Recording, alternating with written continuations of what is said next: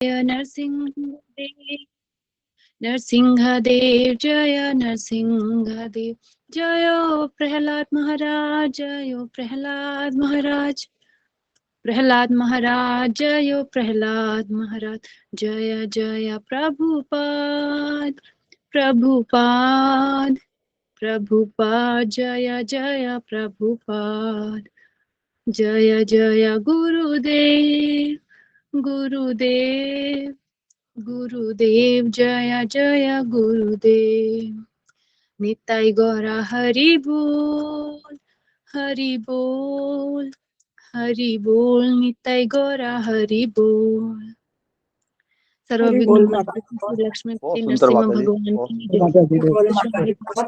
की हरे कृष्णा माता जी कृष्ण माता जी बहुत अच्छे बहुत सुंदर बोला। हरे कृष्णा माता दंडवत प्रणाम। नाम अपराध बोल दो प्रभु जी। जी माता जी बोलिए। भगवान नाम के प्रति होने वाले 10 नाम अपराध। भगवान नाम का प्रचार करने वाले महाभागवतों की निंदा करना। दूसरा, शिव ब्रह्मादि देवताओं के नाम को भगवान नाम के समान अथवा उनसे भिन्न समझना। तीसरा, गुरु की अवज्ञा करना या गुरु की अवज्ञा करना या गुरु को साधारण मनुष्य समझना। चौथा, हरे कृष्णा महामंत्र के जप की महिमा को काल्पनिक समझना। छठवां, पवित्र भगवान नाम में अर्थवाद का आरोप करना। सातवां, नाम के बल पर पाप करना। आठवां, हरे कृष्ण महामंत्र के जप को वेदों में वर्णित एक शुभ सकाम कर्म कांड के समान समझना। नौवां, अश्रद्धालु व्यक्तियों को कृष्ण नाम की महिमा का उपदेश करना। 10वां, हरे कृष्ण महामंत्र के जप में पूर्ण विश्वास न होना और इसकी इतनी अगाध महिमा सुनने पर भी विषय आसक्ति बनाए रखना। ध्यान पूर्वक जप न करना भी एक अपराध है। स्वयं को वैष्णव समझने वाले सभी भक्तों को इन नाम अपराधों से बचना चाहिए, जिससे जीवन की अभिष्ट सिद्धि शीघ्र प्राप्त हो सके। हरे कृष्ण जी। सभी भक्तों को हरे कृष्ण धन्यवाद। बहुत ही सुंदर माता जी।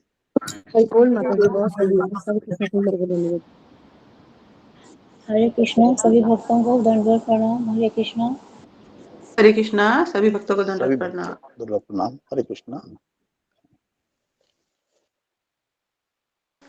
हरे कृष्ण गुरु जी दंडवत प्रणाम। हरे कृष्ण से भक्त मेरा दंडवत प्रणाम।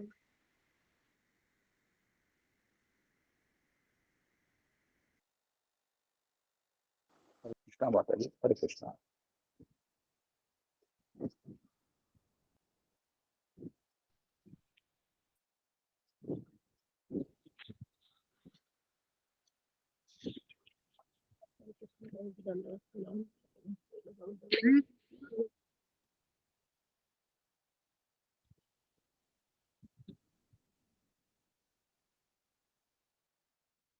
हरे कृष्णा सभी भक्तों को दंडवत प्रणाम।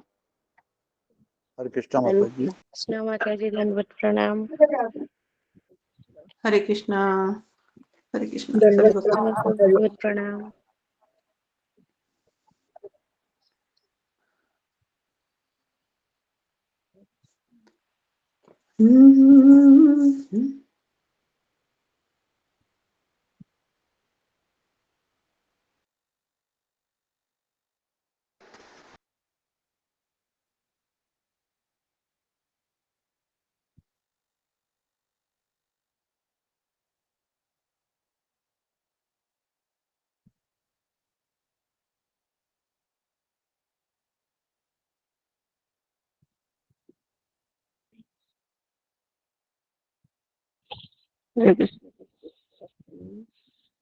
सकल भक्त विंद का धन्यवाद।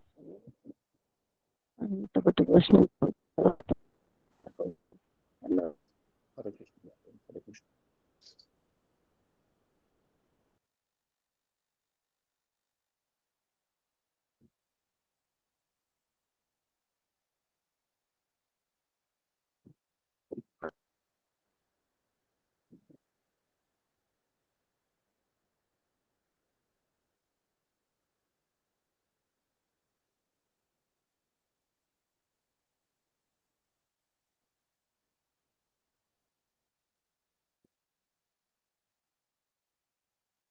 हरे कृष्णा हरे कृष्णा। कृष्ण कृष्ण प्रणाम गुरु जी। क्या गुरु जी दंडवत प्रणाम राम भक्त राम। को दंडवत प्रणाम हरे कृष्ण हरे हरे कृष्ण गुरु जी दंडवत सभी दंडवत को दंडवत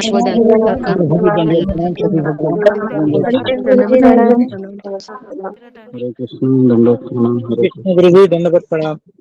दंडोत प्रणाम। हरे कृष्ण सबको। हरे कृष्ण दंडवत हरे प्रणाम कृष्ण गुरु जी दंडवत हरे प्रणाम। कृष्ण भक्तों को सभी दंडवत व्यक्ति को हरे दंडवत कृष्ण प्रणाम। हरे कृष्ण हरे कृष्ण हरे कृष्ण श्री कृष्ण को दंडवत हरे कृष्ण। हरे कृष्णा हरे कृष्णा। ओके जी। हरे कृष्णा सबका स्वागत है। तो आज किसका टर्न था बताने का? मीनाक्षी माता जी। हरे कृष्ण गुरु जी। हाँ ठीक है, शुरू कीजिए। जी ज्ञानतिमिरान्धस्य ज्ञानाञ्जनं शलाकया चक्षुरुन्मीलितं तस्मै श्रीगुरुवे नमः। वाञ्छाकल्पतरुभ्यश्च कृपा सिन्धुभ्यः एव च पतितानां पावनेभ्यो वैष्णवेभ्यो नमः। गुरु जी, कल आपने बताया था कि कुंती महारानी, अर्जुन, द्रौपदी, भीष्म पितामह और हस्तिनापुर वासियों का जो कृष्ण के प्रति प्रेम था उसके बारे में कल आपने बताया। और सबसे पहले आपने बताया कि नारद मुनि ने अपनी कथा बताई और कथा बताने के पश्चात उन्होंने बताया कि उनपे उनके गुरु की बहुत बड़ी कृपा हुई कि उन्हें उनके गुरु का उच्छिष्ट खाने को मिला। और फिर आपने उसमें बताया कि उनकी जब वो 5 साल के थे तो उनकी माता को सांप के काटने से उनकी मृत्यु हो गई थी। तो वो उस टाइम पे सिर्फ 5 ही वर्ष के थे और उनके पिता भी नहीं थे, माता भी नहीं थी। तो वो बहुत उस टाइम पे बहुत विचलित हो गए थे, लेकिन उन्होंने फिर भी भक्ति नहीं छोड़ी और अपनी भक्ति को बनाए रखा। और उन्होंने उनको फिर भगवान ने उनको हृदय में कुछ समय के लिए दर्शन भी दिए। तो इसके बाद आपने बताया कि श्रीमद् भागवतम सभी लोगों के लिए हितकारी है और इसका जो श्रीमद् भागवतम का जो गुह्य उद्देश्य है वो है कि मानवता के समस्त दुखों को नष्ट करके कृष्ण भक्ति का उदय कराती है उनके हृदय में। दूसरा आपने बताया कि जो निष्ठा पूर्वक श्रीमद् भागवतम का श्रवण करता है उसको करने से 2 चीजें होती है। पहली कि कृष्ण प्रेम मिलता है और दूसरा समस्त शोक, मोह और भय दूर हो जाता है। तो इसमें आपने बताया था कि मनुष्य को यही होता है कि उसको मोह होता है, शोक होता है और भय होता है। तो अगर हम श्रीमद् भागवतम का अच्छे से श्रवण करते हैं तो ये सारी चीजें जो है चली जाती हैं। उसके बाद आपने क्वेश्चन पूछा था गुरुजी कि कृष्ण क्यों हमेशा भक्तों के प्राकट्य के बारे में सुनने के लिए इतने इच्छुक होते हैं। तो इसमें उत्तर आपने बताया था कि क्योंकि भक्त जो है पूरी तरह से भगवान पे आश्रित होते हैं। और जैसे कि कुंती महारानी भी भगवान कृष्ण को अकिंचन कहती हैं और अकिंचन का अर्थ आपने बताया जिसका कोई नहीं है जो गरीब है। और गरीब का अर्थ आपने बताया था ये नहीं कि जिसके पास धन वन कुछ नहीं है, ऐसा गरीब नहीं, बल्कि अगर उसके पास धन भी है और वो सब कुछ है, लेकिन अगर वो भगवान पे आश्रित है तो फिर वो गरीब नहीं है। तो इसमें फिर आपने बताया था गुरुजी, इसके बाद द्रौपदी का बताया था आपने, तो कि द्रौपदी के 5 पुत्रों को सोते हुए जो है सो रखे थे तो अश्वत्थामा ने उनको मार दिया था। तो ये जानने के बाद जब अर्जुन अश्वत्थामा को द्रौपदी के सामने लेके आए थे कि इन्होंने इनको सजा दीजिए कि इन्होंने आपके 5 पुत्रों को मारा है, तो उन्होंने उनको प्रणाम किया क्योंकि वो ब्राह्मण कुल से थे। तो उन्होंने कहा ये ब्राह्मण उनको प्रणाम किया, तो उन्होंने कहा कि नहीं, मैं कैसे उनको दे सकती हूँ, ये दुख मुझे पता है कि बच्चे मतलब अपने बच्चों को सबने ऐसे खोने का क्या दर्द होता है, तो मैं उनको नहीं दे सकती उनकी माता को। तो इसमें आपने बताया था कि जो भक्त होता है या फिर जो भगवान से प्रेम करते हैं वो दूसरों को दुखी नहीं देख सकते हैं। उनको पता है कि जो पीड़ा उनको हो रही है वही पीड़ा वो दूसरों को नहीं देना चाहते। फिर इसके बाद गुरुजी उत्तरा का आपने बताया था कि कृष्ण, इसमें क्वेश्चन आपने किया था उत्तरा को लेकर के कि कृष्ण के पास ही उत्तरा क्यों गई जब उनके गर्भ में बाण छोड़ा था। तो आपने बताया था कि उत्तरा को जो है अपने जीवन का अनुभव था, उसको पता था कि सबसे पहले कृष्ण की ही शरण लेनी चाहिए। तो इसमें आपने बताया था कि अंगूठे के समान रूप लेके भगवान कृष्ण परीक्षित महाराज की रक्षा करने के लिए उनके गर्भ में प्रविष्ट हुए थे। और इसमें क्वेश्चन आया था कि लोग बोलते हैं कि भगवान ने उनकी जब उनको सांप वो हुआ था, श्राप मिला था, तो भगवान ने उनके शरीर की रक्षा क्यों नहीं करी। तो इसमें आपने बताया था कि भगवान ने जब उत्तरा के गर्भ में थे वो परीक्षित महाराज जी, तो उन्होंने उनके शरीर की रक्षा करी थी। और अंत समय में उन्होंने उनकी भक्ति की रक्षा करी थी। और आपने पहले भी बताया था गुरुजी कि जब तक्षक नाग उनको डसने के लिए आया था तो उस समय उनसे पहले उनके जो है वो अपने शरीर को छोड़ के भगवत धाम चले गए थे। तो इतना ही गुरुजी मैं लिख पाई हूँ, मुझे समय नहीं मिला, सॉरी गुरुजी। हरे कृष्ण। ओके, हरि बोल माता जी। बहुत सुंदर माता जी। हरि बोल, हरि बहुत बढ़िया, बहुत हरि बोल, हरि बोल माता जी, बहुत बहुत बढ़िया, बढ़िया। बहुत सुंदर मैडम। हरि बोल माता जी। हरि बोल माता जी। बोला सुंदर। हरि बोल माता जी, बहुत सुंदर था। ओके। हरे कृष्णा, हरे कृष्णा जी। हरे कृष्णा, सबका स्वागत है हरे कृष्णा गुरु जी, सत्र में। दंडवत प्रणाम।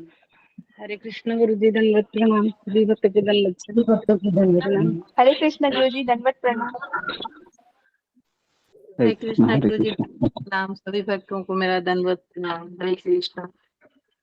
सभी भक्तों को दंडवत प्रणाम। हरे कृष्णा गुरु जी, दंडवत प्रणाम। सभी भक्तों को दंडवत प्रणाम। ओम नमो भगवते वासुदेवाय। ओम नमो भगवते वासुदेवाय। ओम अज्ञानतिमिरन्धस्य ज्ञानाञ्जनशलाकया चक्षुरुन्मीलितं येन तस्मै श्रीगुरुवे नमः। श्रीचैतन्यमनोभीष्टं स्थापितं येन भूतले स्वयं रूप कदा मह्यं ददाति स्वपदान्तिकं। वन्देऽहं श्रीगुरो श्रीयुतापदकमलं श्रीगुरून् वैष्णवांश्च श्रीरूपं साग्रजातं सहगण रघुनाथान्वितं तं सजीवं साद्वैतं सावधूतं परिजनसहितं कृष्णचैतन्यदेवं श्रीराधा कृष्णपादान् सहगण ललिता श्रीविशाखान्वितांश्च नमः ओं विष्णुपादाय कृष्णप्रेष्ठाय भूतले श्रीमते भक्तिवेदांत स्वामिन् इति नामिने। नमस्ते सरस्वती देवे गौरवाणी प्रचारिणे निर्विशेष शून्यवादी पाश्चात्य देशतारिणे। हे कृष्ण करुणा सिंधु दीनबंधु जगतपते गोपेश गोपिका कांत राधा कांता नमोस्तुते। तप्त कांचन गौरांगी राधे वृंदावनेश्वरी वृषभानुसुते देवी प्रणमामि हरिप्रिये। वाञ्छाकल्पतरुभ्यश्च कृपा सिन्धुभ्य एव च पतितानां पावनेभ्यो वैष्णवेभ्यो नमो नमः। जय श्री कृष्ण चैतन्य प्रभु नित्यानंद श्री अद्वैत गदाधर श्रीवासादि गौरभक्त वृंद। हरे कृष्णा कृष्णा कृष्णा हरे हरे हरे राम राम राम हरे हरे। मुखं करोति वाचालं पंगुं लंघयते गिरिं यत्कृपातमहं वन्दे श्रीगुरु दीनतारिणम्। हरे कृष्णा। तो श्रीमद् भागवतम के तीसरे दिन पर हम चर्चा करने जा रहे हैं। तो ये सत्र है, ये हम 13 दिन का रहेगा। तो इस 13 दिन में हम आपको 12 स्कंद के बारे में बताएंगे, जो भी उसके इम्पोर्टेंट चीज़ें हैं। अगर आपको डिटेल में पहला स्कंद चाहिए तो हम सुबह के सत्र में अभी तक हमने 15 अध्याय पूरे किए हैं। उसमें हमने पूरे हर एक श्लोका का हमने अर्थ बताया है, तो आप सुबह के सत्र सुन सकते हैं। लेकिन हम ये भागवत सप्ताह की तरह 13 दिन पे हम ये पूरा 12 स्कंद हम कवर करते हैं पुरुषोत्तम मास के उपलक्ष्य पर। ताकि एटलीस्ट हमको इतना तो पता चले कि कौन से स्कंद पे कौन सी स्टोरी आती है। ओके, तो आप में से कितने भक्त है वह ये मंगलाचरण है ये किताब में देखकर मेरे साथ बोलने का प्रयास करते हैं? हाँ, फिंगर को रेज कीजिए जरा।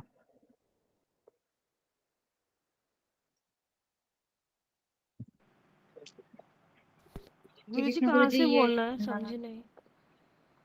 अच्छा, हरे कृष्णा गुरु हरे जी, सारे नहीं है उसमें मंगलाचरण। अच्छा, मंगलाचरण सादे नहीं है तो देखना पड़ेगा, पीडीएफ फाइल शेयर करना होगा क्योंकि ये सबको आना चाहिए।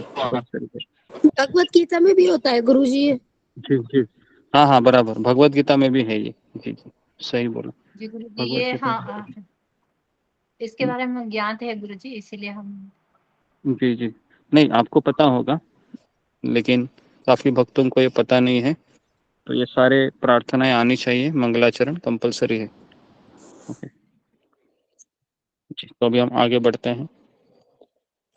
तो पहले दिवस में हमने इसके बारे में चर्चा की थी कि किस तरह से श्रीमद् भागवतम का प्राकट्य होता है और किस तरह से श्रीमद् भागवतम की रचना अपने गुरु नारद मुनि के कहने पर श्रीमान व्यासदेव जी करते हैं।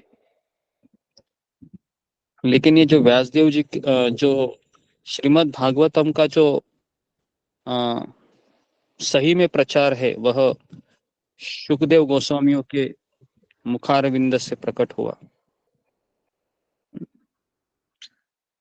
तो दूसरे दिन हमने चर्चा की कि किस तरह से भगवान के प्रेमी भक्त है ना, विदुर जी, द्रौपदी जी, कुंती महारानी, युधिष्ठिर महाराज, भीष्म पितामह, रानी उत्तरा, ऐसे कई सारे भक्तों का हम हस्तिनापुर की स्त्रियां है ना, द्वारका की पटरानियां, इनके भाव का हम अभ्यास किए। कल का सेशन बहुत इम्पोर्टेंट था, तो हो सके तो आप उसको जरूर 2-4 बार सुनिए क्योंकि इसमें हमने काफी चीजें बताई थी कल के से सत्र में। तो और अगर जिनको लगता है कि ये भागवत हमको थोड़ा सा फास्ट हो रहा है तो आप निश्चिंत रहिए क्योंकि भागवत पहली बार समझ में नहीं आती है, आपको भागवत बार बार सुनना होगा, तो इसके लिए रिकॉर्डिंग आती है। अगर आप रिकॉर्डिंग 4 बार 5 बार सुनेंगे आपको सब याद आएगा। ठीक है, तो इसके लिए आप ये मत सोचिए कि समझ में आएगा 2 बार 4 बार। हम भागवत 20 साल से सुन रहे हैं तब जाके कुछ अभी समझ में आ रहा है, वो भी थोड़ा बहुत, है ना। तो इसलिए जितने हम हमारा हृदय शुद्ध होगा, पवित्र होगा, उतना हमें भागवत समझ में आएगी। क्योंकि भागवत ये कोई भौतिक किताब है क्या? भागवत ये कोई भौतिक किताब नहीं है ना, नहीं है। भागवत तो आध्यात्मिक किताब है। तो इसलिए भागवत को पढ़ने से पहले हम व्यासदेव जी को प्रार्थना करते हैं। ओके, तो हम सबको पता है कि जो सुखदेव गोस्वामी है भागवत के कथाकार, ये इनका आध्यात्मिक जीवन में इनका रूप क्या है? तो ये गोलोक वृंदावन में राधा रानी के तोते हैं, है ना, शुक तोता है। और हम देखते हैं कि ये जन्म से ही मुक्त आत्मा थे। आज हम चर्चा करेंगे अगले हम पड़ाव को। तो आज के 3 टॉपिक थे, आज हम कवर करेंगे। पहला है कि कली के कली को दंड। तो आगे बढ़ते अभी हम। तो जैसे ही युधिष्ठिर महाराज बहुत शोकमग्न हो गए थे क्योंकि इतने सारे लोग मारे गए थे कुरुक्षेत्र के युद्ध भूमि में, तो बहुत शोक कर रहे थे। तो इसका कारण ये था कि धृतराष्ट्र है और उनकी पत्नी गांधारी, ये विदुर जी आने के पश्चात विदुर जी उनको काफी समझाते हैं कि तुम अभी भी भीम ने फेंके हुए रोटी के ऊपर पल रहे हो, शर्म नहीं आती तुमको? अभी तो निकलो, तुम्हारे 100 पुत्र भी मारे गए हैं। कड़े शब्दों में जब सुना या डांट फटकार की, तब जाके धृतराष्ट्र की आंखें खुली और उन्होंने अपने गृह त्याग कर दिया। तो इसके लिए आज सुबह ही हमने बताया था कि फटकार ये कोई किसको सुनाता है, खास करके आध्यात्मिक जीवन में, जब उसका उसके ऊपर प्रेम स्नेह होता है, प्रेम प्रेम होता है। होता है जी। तो विदुर जी का अपने भाई धृतराष्ट्र से काफी लगाव था और इसलिए विदुर जी वापस आए थे तीर्थ यात्रा से। तो इसलिए आध्यात्मिक जीवन में जब हमको डांट फटकार मिलता है तो समझने का, कोई तो मुझसे प्रेम करता है और कोई तो चाहता है कि मैं वापस अपने धाम, अपने घर चला जाऊं। तो हमें ऐसे व्यक्ति का आभार प्रकट करना चाहिए, ना कि उनके ऊपर गुस्सा करना चाहिए। तो इस तरीके से अगले दिन धृतराष्ट्र, गांधारी और विदुर को न पाकर युधिष्ठिर महाराज निराश हो गए और स्वयं को कोसने लगे और उनकी समुचित देखभाल न करने के लिए स्वयं को उत्तरदायी मान रहे थे। इस संसार में हर एक व्यक्ति जब दुखी होता है तो हमेशा किसको दोषी ठहराता है? दूसरों को दोषी ठहराता है, दूसरों को या भगवान को, इस है ना? भगवान का कभी ये कहता है भगवान क्या को कि मैं स्वयं उसके लिए उत्तरदायी हूँ? ऐसा कोई नहीं कहता है। लेकिन युधिष्ठिर महाराज ये एक भगवान के शुद्ध भक्त होने के कारण अपने आप को दोषी ठहरा रहे थे, अपने आप को कोस रहे थे। तो अचानक नारद मुनि का आगमन होता है वहां पर और नारद मुनि कहते हैं कि आपके ताऊ, मतलब आपके चाचा और आपकी चाची ताई, ये दोनों ही अपने जीवन की पूर्णता के लिए वन में चले गए हैं। आप शोक मत कीजिए और आप स्वयं को किसी भी व्यक्ति के पालन का कारण भी न समझो। कभी कभी हमें लगता है कि ये हमारे ऊपर आश्रित है तो मैं इनका देखभाल कर रहा हूँ, मेरे बिना इनका कैसे होगा। कितने लोगों को ऐसा लगता है घर में कि मेरे ऊपर काफी परिवार के लोग आश्रित है, अगर मैं चला जाऊंगा, मैं चला जाऊंगी तो कैसे इनका होगा। तो हम सबको ये लगता है, बराबर है, हम सबको ऐसा लगता है। लेकिन युधिष्ठिर महाराज को नारद मुनि कह रहे हैं कि स्वयं को किसी भी व्यक्ति के पालन का कारण मत समझो। भगवान के प्राकृतिक व्यवस्था के अनुसार प्रत्येक जीव अन्य जीवों द्वारा पोषित होता है। आपके ताऊ और ताई आध्यात्मिक मार्ग पर निकले हैं, शीघ्र ही उन्हें मोक्ष प्राप्त होगा। तो कई बार हमें ऐसा लगता है कि कोई किसी परिवार में खास करके देखा गया है, किसी के साथ पीड़ा होती है तो हम बहुत विचलित हो जाते हैं। इसका कारण यह है कि हम सोचते हैं कि मैं इसका करता धरता हूँ, तो इसलिए हम अज्ञान में जी रहे होते हैं। भगवान ने प्रकृति के माध्यम से सारे जीवों का पालन भगवान स्वयं करते हैं। तो आप बोलोगे तो फिर हम मुझे कुछ नहीं करना चाहिए? करना चाहिए, लेकिन क्या नहीं समझना चाहिए? मैं इसका करता धरता नहीं हूँ। कौन है करता धरता? भगवान श्री कृष्ण। भगवान तो ये बहुत बड़ा सीख हमको प्राप्त होता है। तो आप अपने कर्तव्य पर ध्यान दें। धरती पर भगवान कृष्ण का ध्येय पूरा हो गया है। जब तक वे यहाँ थे तब तक आप पांडवों को प्रतीक्षा करनी होगी। यह सुनकर युधिष्ठिर शोक मुक्त हो गए। तो इस संसार में संतों का संग सबसे बड़ा वरदान है। इस संसार में सबसे बड़ा वरदान क्या है? सत्संग को मिलना। अगर ये किसी को अगर समझ में आया ना, वह व्यक्ति मालामाल है, वो कभी रोएगा नहीं अपनी किस्मत के ऊपर।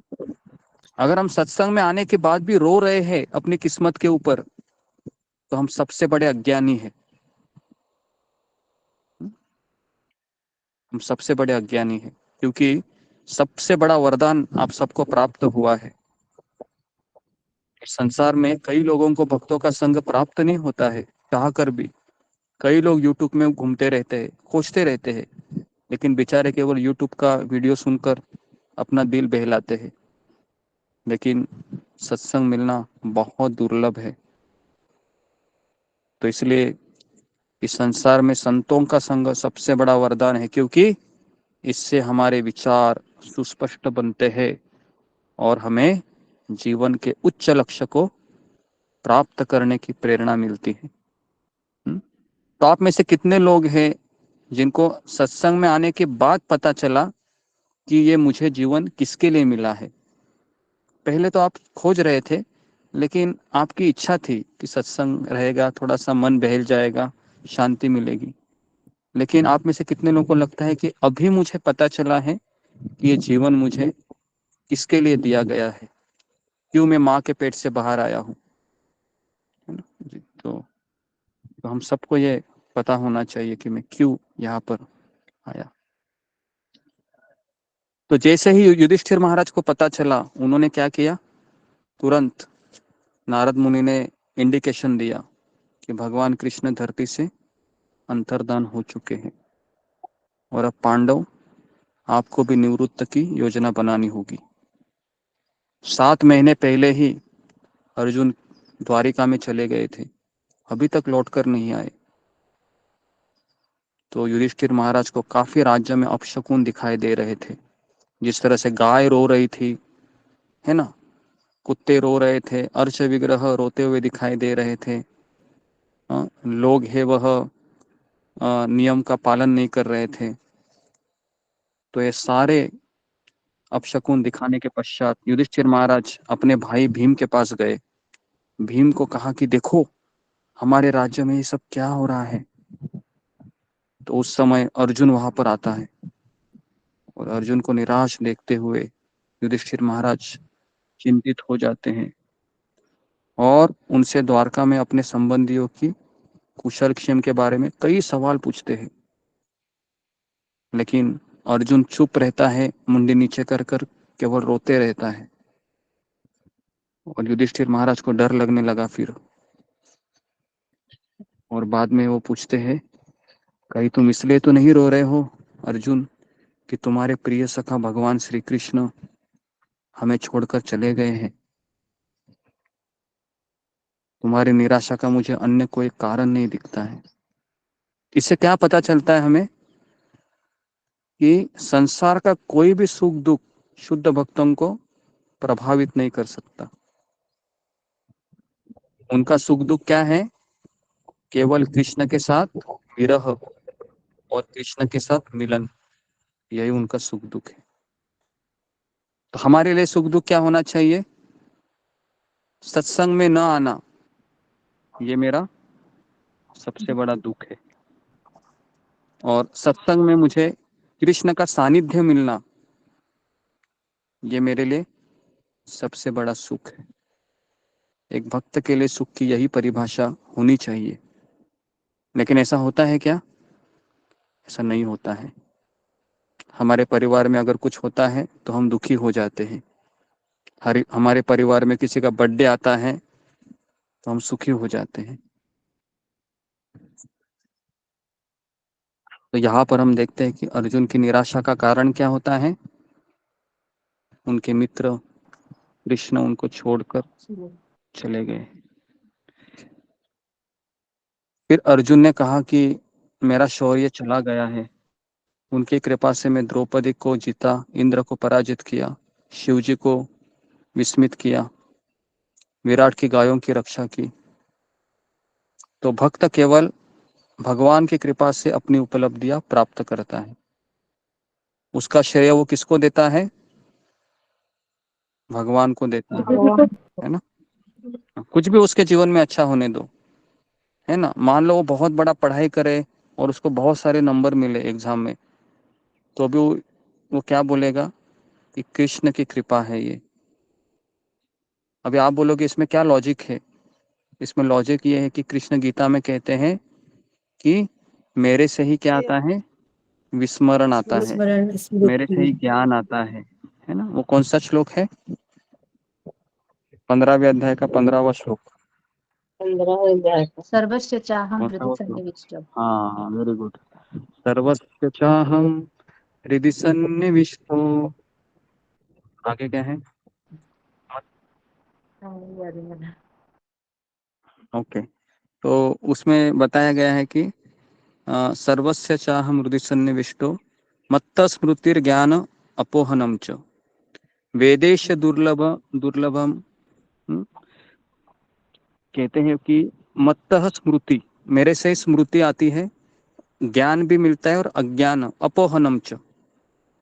तो इसलिए भले आप पढ़ाई करके जाओ, लेकिन एग्जाम में आपको याद आना और ना आना ये किसके ऊपर आश्रित है? भगवान के कृष्ण के ऊपर। ऊपर। भगवान कृष्ण के ऊपर। तो इसलिए हमारा पूरी जिंदगी ही भगवान के ऊपर आश्रित है। सांस लेने के लिए ऑक्सीजन कौन दे रहा है? कृष्ण दे रहे हैं, भगवान है ना। भोजन के लिए दाल चावल कौन देता है? कृष्ण। कृष्ण ही दाल चावल दे रहे हैं ना, भगवान कृष्ण। बराबर है। तो एक बार बच्चे को पूछा गया, टीचर ने पूछा कि विद्यार्थी गण, आपके घर में पानी कहाँ से आता है? तो सारे एक एक विद्यार्थी ने हाथ खड़ा किया। तो टीचर ने कहा बोलो।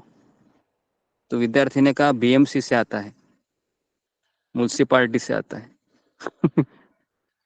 तो टीचर बोली, अरे गधे, बीएमसी को कहाँ से मिलता है पानी? तो कि बीएमसी को तो नदी से पानी आता होगा। हाँ, और नदी को पानी कहाँ से मिलता है? बोलते जब बारिश होती है तो बारिश कौन गिराता है? बीएमसी। विद्यार्थी बोला नहीं नहीं, बीएमसी नहीं बारिश गिराती।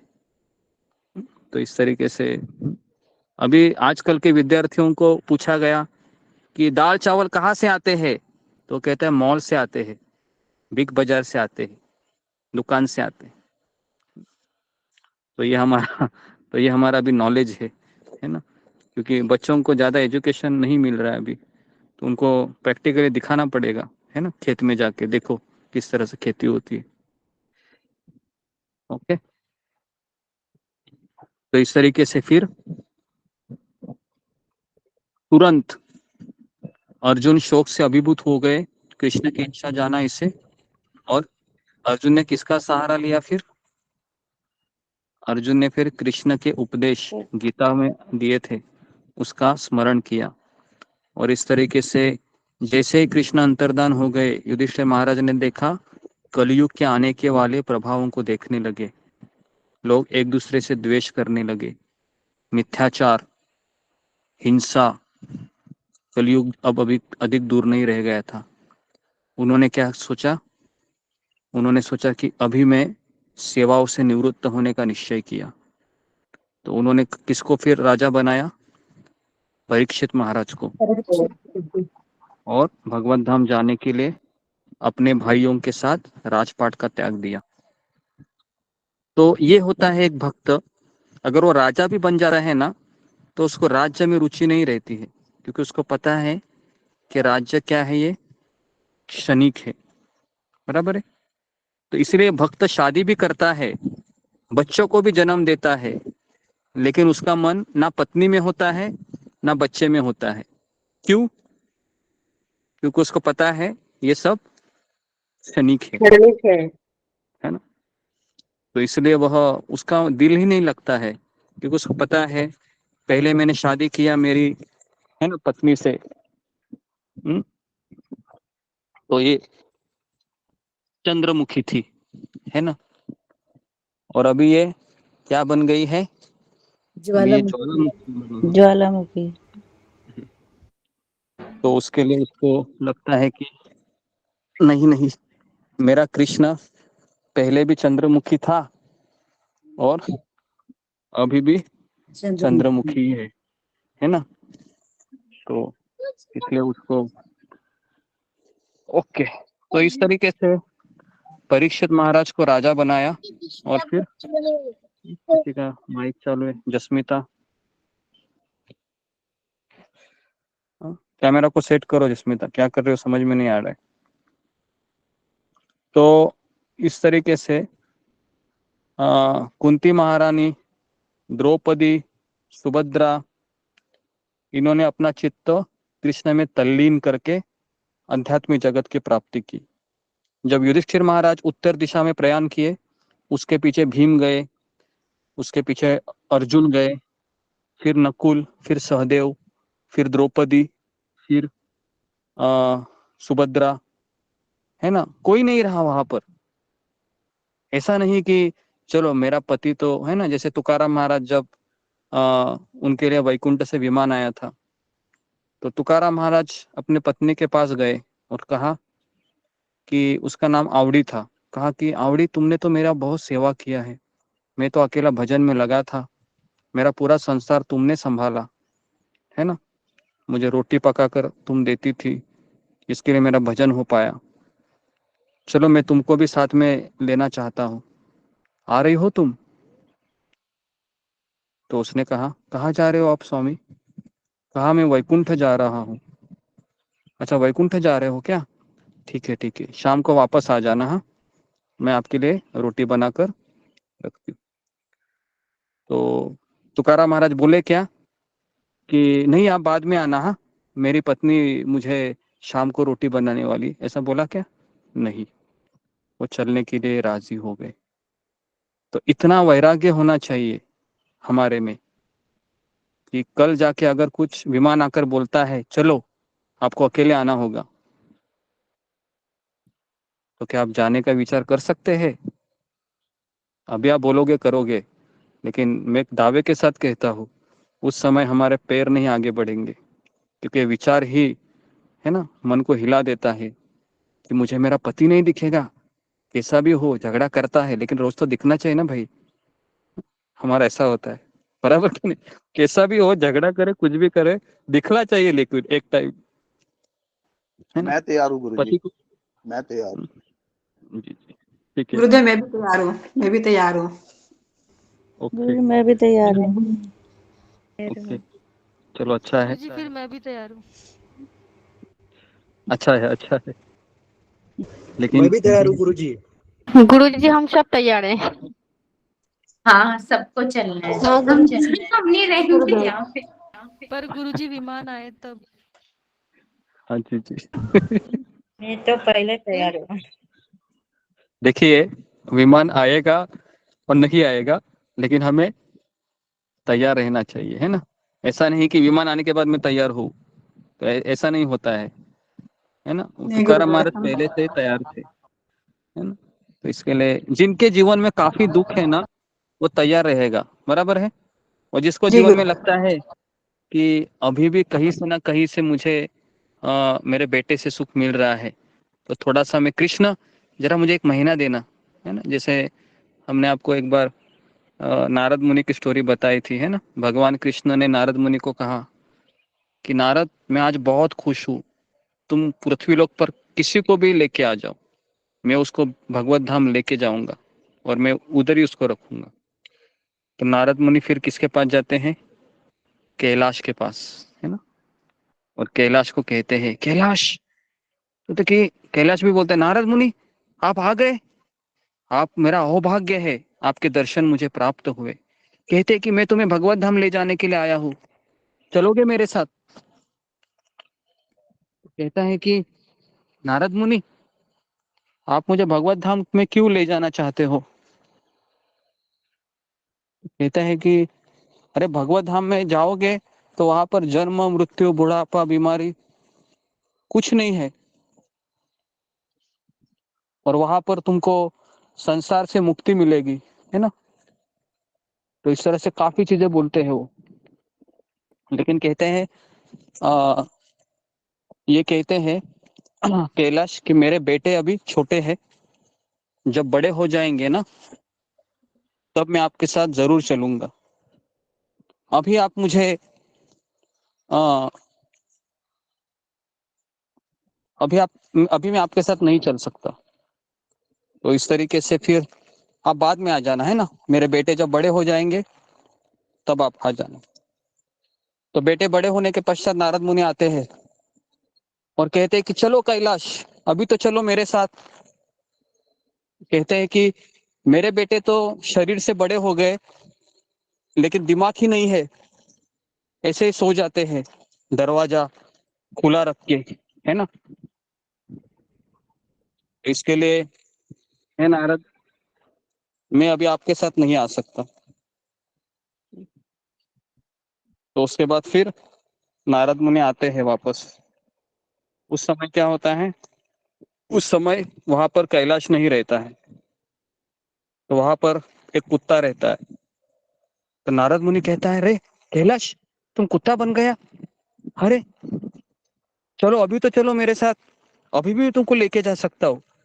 कहता है कि नारद मुनि मैं अभी चल सकता हूँ आपके साथ, लेकिन ना मेरे बेटे हैं ना, ये खेतों की रखवाली नहीं करते अच्छे से, तो इसके लिए मैं खेतों की रखवाली भी करता हूँ और ये मेरा घर है, मेरे पुश्तों का घर है ये, है ना, तो इसको भी मुझे देखना है ना।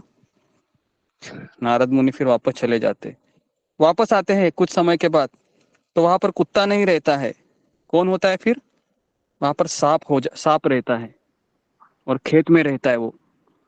तो नारद मुनि देखता है, अरे कैलाश ये क्या हो गया, बोलता है मैं सांप बन गया अभी। अच्छा अभी तो चलो। कहता है कि नारद मुनि मैं अभी भी नहीं आ सकता हूँ आपके साथ, क्योंकि खेतों की रखवाली तो करना है ना, ये खेत मेरा पुश्तों का खेत है। तो नारद मुनि को रहा नहीं जाता है, नारद मुनि जोर से चिल्लाते हैं, सांप सांप सांप सांप सांप सांप। तुरंत कैलाश के बेटे आते हैं बाहर, उसी को मारते हैं और सांप को फिर मुक्त होके वो ले जाते हैं।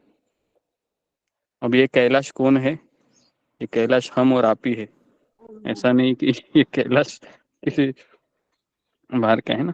हम भले ही हम गीता भागवत सुन रहे हैं, लेकिन हम अपने आप से पूछ कर देखिए, क्या सही में मेरी इतनी श्रद्धा है कि मैं भगवान के भरोसे पर जी सकता हूँ मेरे आने वाले दिन। एक टाइम का खाना नहीं मिलेगा ना, तो मुझे अपना किचन याद आएगा। पता है आपको, मैं किचन में अच्छे से खाना बनाती थी, खाती थी, है ना। या पति सोचेगा, घर में जाने के बाद मुझे मनचाहा खाना मिलता था। क्योंकि साधु का जीवन कैसा होता है, अगर उसको मिला तो दाल राइस ही मिलता है ना, वैरायटी नहीं रहती है, और वो भी कभी नसीब हुआ न हुआ। तो इस तरीके से फिर पांडवगण चले जाते हैं उत्तर दिशा की ओर। और यहाँ पर शिक्षाएं, दो शिक्षाएं प्राप्त होती है। ध्यान रखें कि उत्तरदायित्व अनावश्यक आसक्ति का कारण न बने। बहुत इंपॉर्टेंट ये सेंटेंस है, वापस में बोल रहा हूँ कि हमारी जिम्मेदारी अनावश्यक आसक्ति का कारण न बने।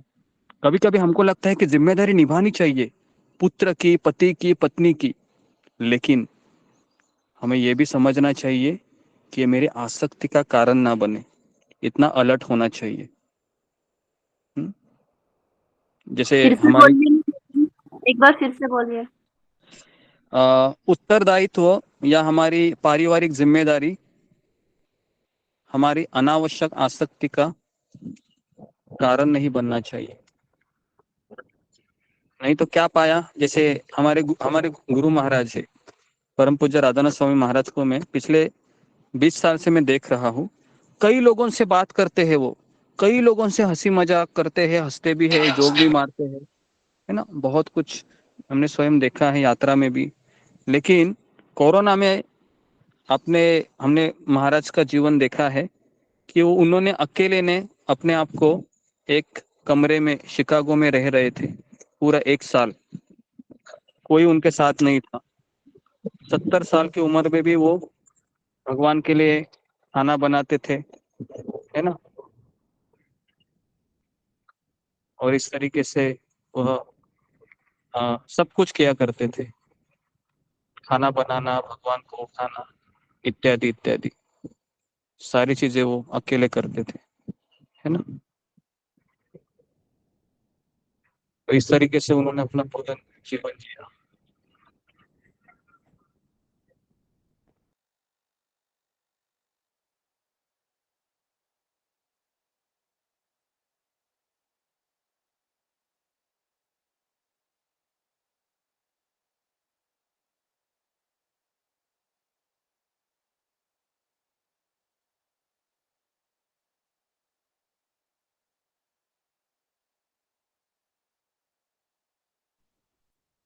हरे कृष्णा गुरुजी की आवाज नहीं आ रही।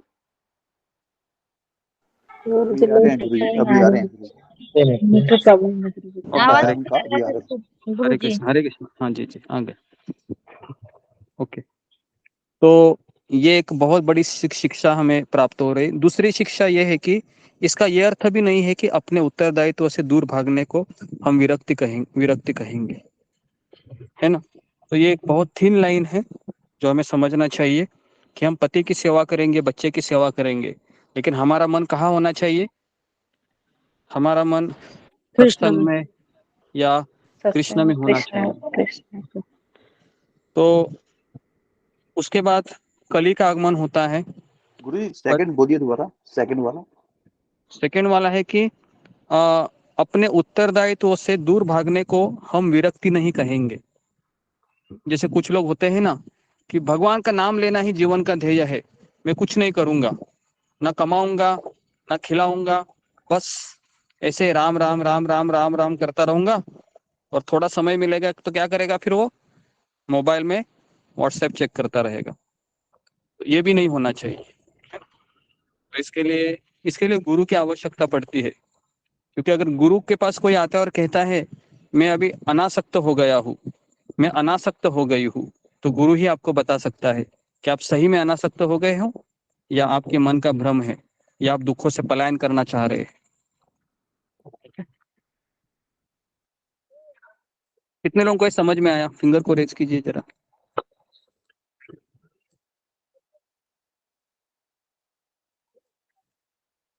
ओके जी, क्योंकि ये बहुत बड़ी शिक्षा है।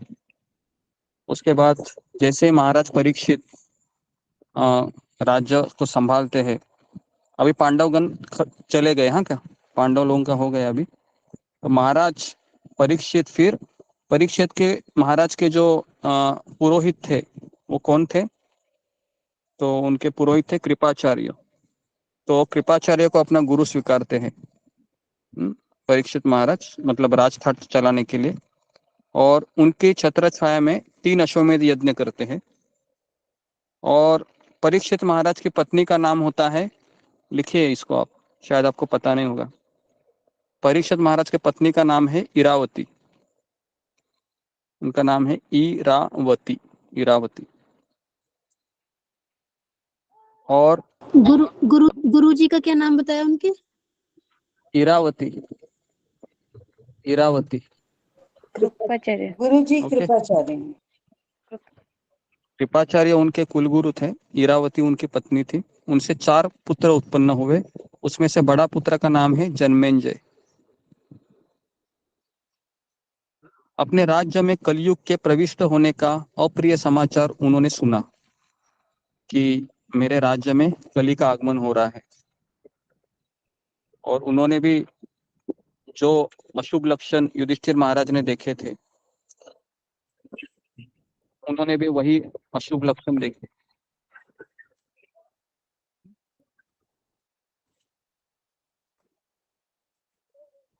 और जैसे उन्होंने अशुभ लक्षण देखे तो उनको पता चला कि कली का आगमन हो रहा है ना। तो हम सब लोग जीवन में सुख शांति चाहते हैं कि नहीं? सब लोग सुख शांति चाहते हैं। तो एक बार गौरांग प्रभु बता रहे थे कि वो रास्ते से पर किसी जा रहे थे, तो वहां पर एक बिल्डिंग थी जिसका रिपेयरिंग मेंटेनेंस चल रहा था। तो उस बिल्डिंग का नाम क्या था? Sukh Shanti apartment under repair and maintenance. समझ में आ रहा है आपको? अपार्टमेंट का नाम था Sukh Shanti apartment under repair and maintenance. तो हमारा भी सुख शांति अपार्टमेंट क्या है? अभी अंडर रिपेयर और मेंटेनेंस में है, ओके ना। तो इस तरीके से परीक्षित महाराज को जैसे ही पता चला, धनुष उठाया और समस्त दिशाओं की रक्षा करने हेतु निकल पड़े। वे जहां कहीं जाते लोग के मुख से अपने पूर्वजों का यशोगान तथा भगवान कृष्ण की साथ जो उनका संबंध था, उनके पिताजी के पिताजी है ना, उनके बारे में सुना करते थे। एक बार उन्होंने देखा एक स्थान पर मूर्तिमान धर्म बैल का रूप लेकर एक पैर पर चल रहा था।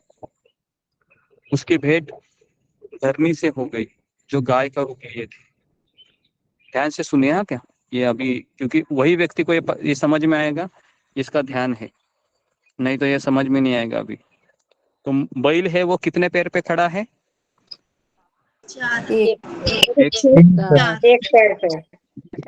एक पैर पे खड़ा है जी। गाय कितने पैर पे खड़ी है? 4 पैर पर खड़ी है, ओके। तो रोता देखकर बैल ने उसके शोक का कारण पूछा, क्योंकि धरती रो रही थी। धरती भगवान कृष्ण के तिरोधान के बाद अपनी दयनीय दुर्दशा का वर्णन करते हुए कृष्ण के विरह में अपने कृष्ण के लीलाओं का स्मरण कर रही थी और रो रही थी। बैल और गाय परस्पर बातें कर ही रहे थे तो वहां पर कौन आ गए? परीक्षित महाराज। और परीक्षित महाराज ने देखा कि एक राजा के वेश में एक शूद्र को देखा जो उन दोनों को पीट रहा था। ये कौन था? मूर्तिमान कली। तो कलियुग मतलब कली एक प्रतिनिधित्व है ये, जैसे द्वापर युग का भी एक व्यक्ति है, त्रेता एक व्यक्ति है ना। तो अभी कली है, कलियुग का अभी राज है। कली सब जगह पर है ना। खास करके 4 जगह पर वो रहता ही है। पहला, जहाँ पर जुआ खेला जाता है। दूसरा, जहाँ पर मांस कत्तल खाने हैं। तीसरा, जहाँ पर नशा दारू की दुकानें होती है। और चौथा, जहाँ पर अवैध स्त्री संघ चलता है। तो परीक्षित ने कली को दंड देने के लिए तुरंत अपनी तलवार उठा ली और उन्होंने गाय और बैल को कहा, क्या इस कली ने तुम्हारे पैर तोड़े हैं? बैल को पूछा। क्योंकि पूछना चाहिए ना पहले, नहीं तो प्रॉब्लम होगा अगर पहले ही मार दिया तो बैल से आरोप को सिद्ध करने के लिए पूछा कि पांडवों की ख्याति को कलंकित करते हुए आपकी यह दुर्दशा किसने की है? भले ही वह कोई देवता है या क्यों ना हो, मैं उसे इसी क्षण दंड दूंगा। देखिए, अभी यहाँ पर एक शिक्षा प्राप्त है हमें। एक आदर्श राजा कभी भी निष्पाप जीव, विशेषतः गाय और बैलों को यातना देने वाले व्यक्ति को सहन नहीं करता है ना। तो ये एक समृद्ध राज्य की निशानी है कि उसके राज्य में गाय और बैल सुखी रहते हैं। समझ में आ रहा है? आज गाय की दुर्दशा है, बहुत बेकार दुर्दशा है। कई जगह पर गाय बिना भूखे ऐसे भटकते हैं। तो इसके लिए आप में से कितने भक्त हैं वो गाय को रोटी रोज देते हैं? फिंगर को रेज कीजिए। या आप गाय की सेवा करते हैं जब आपको अवसर मिला?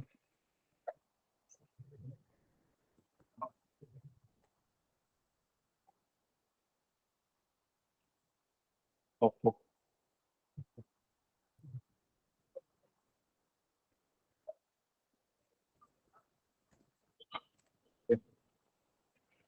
अच्छा, कितने लोग करते हैं? Very good. तो हमें गाय की सेवा हमेशा करनी चाहिए जब जब अवसर मिले। तो हमारे गोवर्धन इको विलेज में भी 250 गाय है और 50-100 बैल है यहाँ पर, है ना। गाय का दूध पीने से हमारे मस्तिष्क है ना, इसमें जो आध्यात्मिक ज्ञान को आत्मसात करने की हमें वो गाय का दूध प्रोत्साहित करता है। समझ में आ रहा है? और भैंस का दूध है ना। आप में से कितने लोग हैं वो भैंस का दूध पीते हैं? भैंस का दूध कई लोगों पे भैंस का दूध भी पीना पड़ता है। आप बोलोगे कि गाय का दूध कहाँ मिलेगा अभी, तो इसके लिए गुरु जी भैंस का दूध ही पी रहे हैं अभी। भैंस का दूध गुरुजी पीने से पहले क्या तो होता है? भैंस का दूध पीने से हमारी बुद्धि है वह मोटी हो जाती है, कुछ उसमें ज्ञान नहीं आता है। तो इसके लिए भैंस का दूध नहीं पीना चाहिए। नहीं तो आपने सुना है ये तो भैंस बनी है, भैंस पढ़ाई वगैरह कुछ करती नहीं है ना। कई लोग इस तरह से उदाहरण देते हैं, है ना, लेडीज जो भैंस की बुद्धि है, इसकी मोटी बुद्धि, कुछ आता नहीं है। तो इसके लिए, है ना, तो भैंस का दूध में केवल चर्बी बढ़ती है और कुछ नहीं। लेकिन ओके, तो इस तरह से आ, जी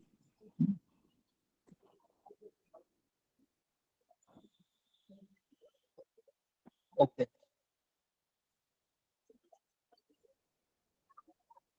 तो जैसे ही आ, धर्म नारायण बैल ने कहा, धर्म के परायण, हमें अपने दुखों के वास्तविक कारण का ज्ञान नहीं है। कुछ लोगों का कहना है कि आत्मा कारण है मेरे दुख का, कुछ कहते हैं दैवी शक्तियां कारण है, कुछ का मत है कि व्यक्ति के अपने कर्म कारण है, कुछ मानते हैं कि यह प्रकृति द्वारा होता है। तो राजन, मुझे ये समझ में नहीं आ रहा है, क्या कली मेरे दुखों का कारण है या कुछ अन्य और कुछ कोई कारण है। तो इससे हमें एक बहुत बड़ी सीख मिलती है कि परिपक्व भक्त अपने दुखों के लिए कभी दूसरों पर उंगली नहीं उठाता है, अपितु वह यही मान के हुए चलता है कि ये दुख स्वयं उनके पूर्व कर्मों के फल है और भगवान ने उनके शुद्धिकरण हेतु उनको भेजा है। बहुत इंपॉर्टेंट सेंटेंस है ये, आप लिखिए इसको। वापस मैं इसको पढ़ा रहा हूं। परिपक्व भक्त अपने दुखों के लिए कभी दूसरों पर उंगली नहीं उठाता है, अपितु वह यही मानता है कि दुख स्वयं उनके पूर्व कर्मों के फल है और भगवान ने उनके शुद्धिकरण हेतु भेजा है। लेकिन अगर हम परिपक्व नहीं है, हमारा स्तर अभी भी कनिष्ठ है, तो हमें अपने आप की रक्षा करनी चाहिए।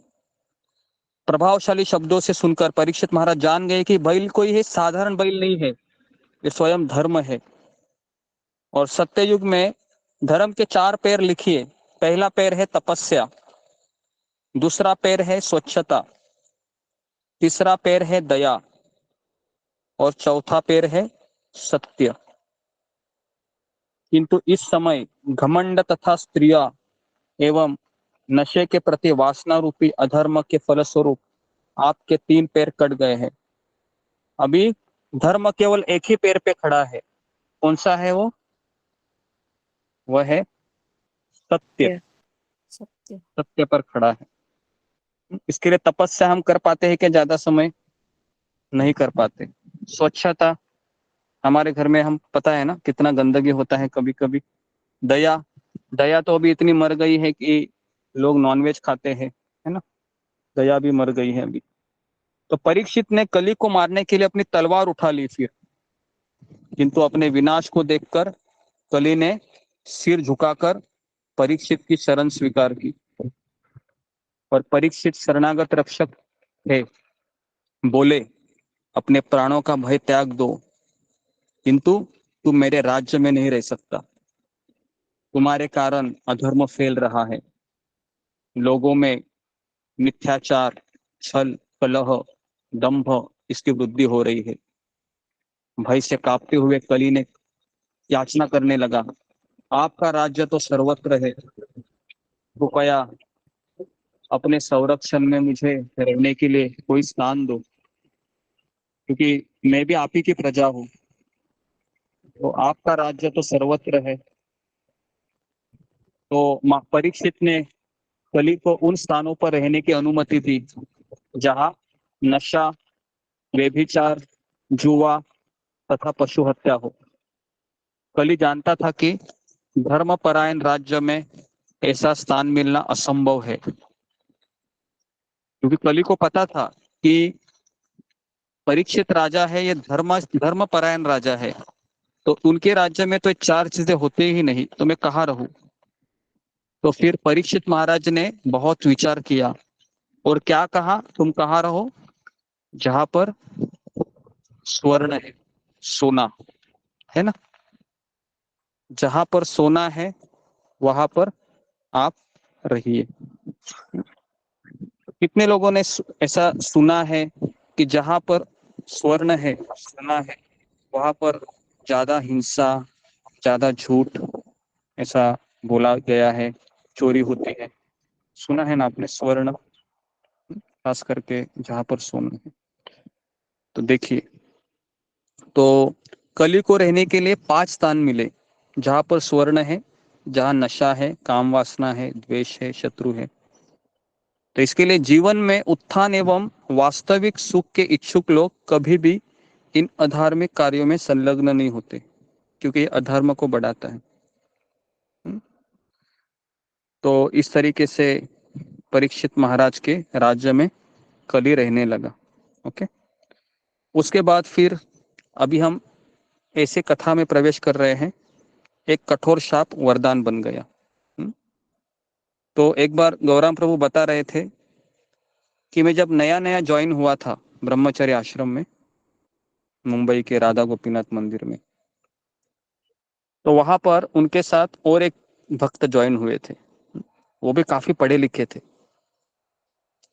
तो दोनों को कौन सा सेवा मिला था तभी, चपाती बेलने का। पता है आपको चपाती बेलना, आपने तो रोज करते होंगे चपाती बेलना, है ना। तो गौराम प्रभु बता रहे थे, ये मेरा सहपाठी भक्त है, हमेशा रोज हम किचन में सेवा करने जाते थे, एक ही सवाल मुझे पूछता था कि यार इतना पढ़ा लिखा हूँ, चपाती बेलने के लिए मैं आया हूँ क्या यहाँ पर। तो गौराम प्रभु बोलते थे, अरे मैं भी तो यही कर रहा हूँ। अरे मुझे क्यों पूछ रहे हो, ऊपर जाके पूछो ना।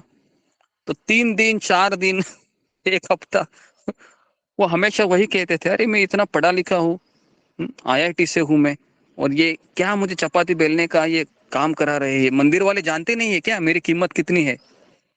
तो इस तरह से तो उसके बाद फिर कुछ 1 हफ्ते के बाद वो भक्त है वह अपना बोरिया बिस्तर बांधा और छोड़ के जा रहा था। तो गौराम प्रभु ने कहा कि अरे कहाँ जा रहे हो। बोला कि मैं आश्रम छोड़ के जा रहा हूँ, ये चपाती बेलने के लिए थोड़ी ना मैं यहाँ पर आया हूँ। गौराम प्रभु बोल रहे कि मैं उसको 15 साल के बाद में उसको मिला। कितने साल के बाद मिला, 15 साल के बाद। तो मैंने उनको पूछा अभी क्या कर रहे हो, बोल रहे हैं कि मैंने आश्रम होने के बाद मैंने शादी की और मेरे पत्नी है अभी बेड रिटर्न हो गई, उसको कोई बीमारी आ गई है ना। तो फिर अभी क्या कर रहे हो, बोलते अभी मैं चपाती ही बेल रहा हूँ। क्या कर रहे हो, चपाती ही बेल रहा है। तो पहले वो किसके लिए चपाती बेल रहा था, भगवान के लिए, भगवान के लिए, भगवान के लिए, भक्तों के लिए। अभी किसके लिए चपाती बेल रहा है, वो परिवार के लिए। तो इस कथा से क्या शिक्षा मिलती है, शिक्षा क्या मिलती है इस कथा से, ये शिक्षा मिलती है कि भगवान की सेवा किसी भी स्तर की हो, हमें उसको चुपचाप करते रहना चाहिए। हमें ये नहीं सोचना चाहिए कि ये हल्के दर्जे की सेवा है ना, मैं क्या इसलिए यहाँ पर आया हूँ, इस तरीके से। तो जी, तो इस तरीके से एक समय शिकार खेलते खेलते परीक्षित महाराज थकान एवं प्यास से व्याकुल हो उठे। उनको बहुत प्यास लगी, इतनी प्यास लगी कि उनको दूर एक कुटिया दिखी और अपने घोड़े को उन्होंने इशारा किया, चलो उस कुटिया की तरफ। और जैसे उस कुटिया की तरफ गए, वो कुटिया किसकी थी, वो कुटी थी शमीक ऋषि की। और परीक्षित ने बाहर से ही टक टक किया और जल मांगा, लेकिन बहुत समय चला गया, कुछ आवाज ही नहीं आई। तो राजा को बहुत गुस्सा आ गया। राजा को लगा मैं राजर्षि, पूरा जम्बूद्वीप का राजा हूं मैं, और जो ऋषि है ध्यान में बैठा है, उत्तर नहीं दे रहा है, इसके लिए राजा ने इसे अपना अपमान माना और क्षण भर के लिए गुस्सा हो गए, क्रुद्ध हो गए, और कुछ तो वो सजा देना चाह रहे थे ऋषि को। तो उन्होंने क्या किया, अपना धनुष निकाला और बगल में एक मरा हुआ सांप पड़ा था, तो धनुष से उस मरे हुए सांप को उठाया और ऋषि के गले में डाल दिया। अभी कोई कहेगा कि परीक्षित राजा ये कैसे कर सकता है? कौन मुझे बताएगा परीक्षित राजा ने ये किसके कहने पे किया या किस तरह से वह कली के कहने पर। जी फिंगर को रेस्ट कीजिए, कली के नहीं प्रभाव में आते हैं। फिंगर को रेस्ट कीजिए, 1 मिनट पहले लोअर करता हूँ जी, अभी कीजिए। ये ऐसा कार्य जो परीक्षित राजा राजर्षि थे, भगवान के शुद्ध भक्त थे, जिन्होंने गर्भ में कृष्ण को देखा था, ऐसा व्यक्ति ने ये ऋषि का अपमान, मरा हुआ सांप गले में डाला जी। ओके, रेखा बंडाले। हरे कृष्णा गुरुजी, दंडवत प्रणाम। सभी भक्तों को दंडवत प्रणाम। गुरुजी, वो कलयुग ने 5वां स्थान मांगा था, तो परीक्षित महाराज ने उन्हें स्वर्ण दिया 5वां स्थान। तो और जो उन्होंने मुकुट पहना था उसमें वो भी तो स्वर्ण का था, तो उसी वजह से शायद। Okay, next Rike Dabas. हरे कृष्ण गुरु जी, दंडवत प्रणाम। गुरु जी, ये विचार जो उनके मन में आए थे भगवान ने ही डाला था, क्योंकि भागवतम का वो करना था। ओके, भगवान ने डाला था। नेक्स्ट अशोक चावला प्रभु। गुरु जी ये कली का प्रभाव था, जैसे माता जी ने कली का कहा प्रभाव था। ओके, कि उन्होंने स्वर्ण मुकुट डाला हुआ था, उसमें तो विराजमान था वो भी कली भी, बुद्धि भ्रमित ओके। कर दी थी उसने। जी जी जी, कली ने बुद्धि भ्रमित की थी। कृष्णा तिवारी प्रभु। हरे कृष्ण प्रभु जी, दंडवत प्रणाम। प्रभु जी, वो स्वर्ण मुकुट में ही था, और मुकुट उसका था, और लोग बताए, कथा में बताए हैं कि जरासंध का था जी ओके, स्वर्ण मुकुट जरासंध का था। ओके, चलो नया एडिशन मुझे मिला है, धन्यवाद आपका। नेक्स्ट देवी मंडल माता जी। हरे कृष्णा गुरु जी, दंडवत प्रणाम। गुरु जी, यही है ये भक्त जो बताया कि भगवान श्री कृष्ण की इच्छा थी और इसमें भागवतम का उद्गम होना था, और परीक्षित महाराज ने अपना जीवन यापन काफी समय से कर चुके थे, राज्य कर चुके थे, तो ओके, भागवतम का उद्गम होना था। भागवतम का उगम होना था। ओके, नेक्स्ट रीना सिंह माता जी। हरे कृष्णा गुरुदेव से गुरुदेव, ये तो कारण था ही जो है कि भागवतम को लाना था, कलयुग का आगमन हो चुका था, कलयुग के लेकिन दूसरा कारण ये भी था, वो एक राजर्षि थे, वो ऐसा कर सकते थे, वो ये जांचना चाहते थे कि समीक ऋषि वास्तव में जो है कि ध्यान मग्न है, या फिर जो है कि उन्होंने नाटक किया है, वो ऐसा कर सकते थे गुरुदेव, क्योंकि वो पूरे जम्मू ओके जी जी जी। ओके, तो इसका सही उत्तर है कि परीक्षित महाराज को प्यास लगना, उसके बाद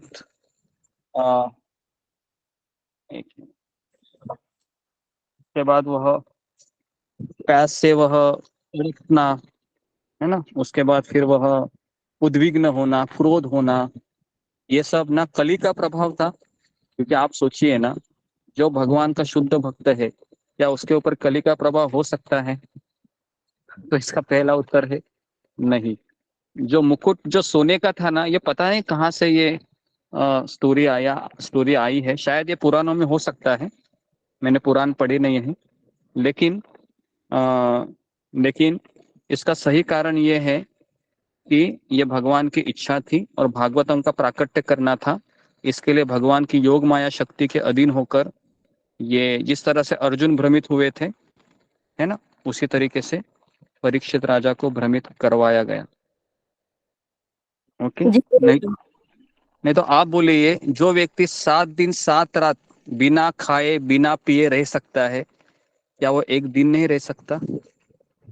क्या लगता है आपको, रह सकता है ना? जी गुरु जी, रह सकते।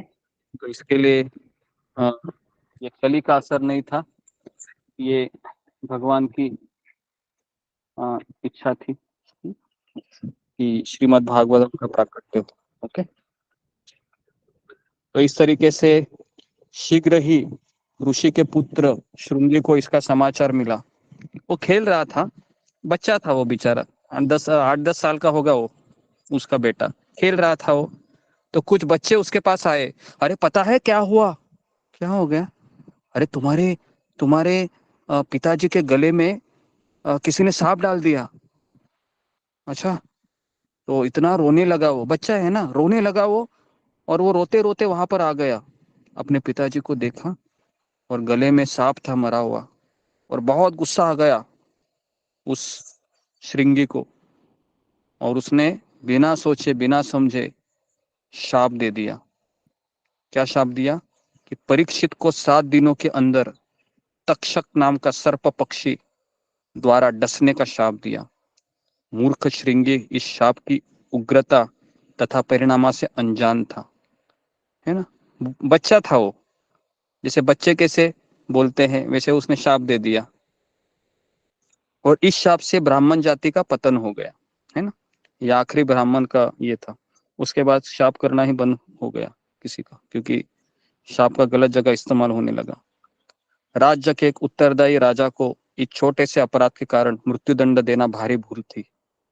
कोई इसको मृत्युदंड दे सकता है क्या? एक मरे हुए सर्प को गले में डालने से कोई नहीं देगा, आज की अदालत भी नहीं देगी। तो ऋषि को अपने पुत्र की इस विचारहीन प्रतिक्रिया के बारे में सुनकर अत्यंत दुख हुआ। आंखें खोली और देखा मरा हुआ सांप था, उसने झटकाया ऐसे, और बच्चे को रोते हुए देखा। क्यों रो रहा है बेटा? तो कि मैंने शाप दे दिया। किसको? इस राजा को, परीक्षित को। क्या? तो बहुत गुस्सा हो गए शमीक ऋषि, क्योंकि वो जानते थे राजा को शाप देने का अर्थ है पूरे राज्य के वाट लगना, क्योंकि सारी प्रजा राजा के ऊपर आश्रित होती है। तो वे भगवान से अपने पुत्र की दुष्टता के लिए क्षमा याचना करने लगे। भगवान, मेरे नादान बेटे को क्षमा कीजिए।